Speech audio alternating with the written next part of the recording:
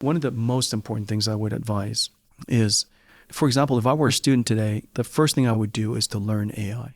How do I learn to interact with ChatGPT? How do I learn to interact with Gemini Pro? And how do I learn to interact with Grok? These learning how to interact with AI is not unlike being someone who is really good at asking questions. You're incredibly good at asking questions, and prompting AI is very, very similar.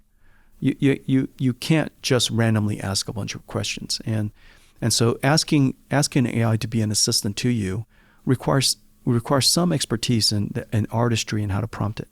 And so if I were a student today, irrespective of whether it's for math or for science or chemistry or biology, or it doesn't matter what field of science I'm going to go into or what profession I am, I'm going to ask myself, how can I use AI to do my job better?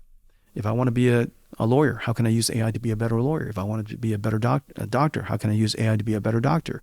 If I want to be a chemist, how do I use AI to be a better chemist? If I want to be a biologist, how do I use AI to be a better biologist? That question should be persistent across everybody. And just as my generation grew up as the first generation that has to ask ourselves, how can we use computers to do our jobs better? And so we had to ask ourselves, how do we use computers to do our jobs better? The next generation doesn't have to ask that question, but it has to ask the obviously next question, how can I use AI to do my job better? That is start and finish, I think, for everybody.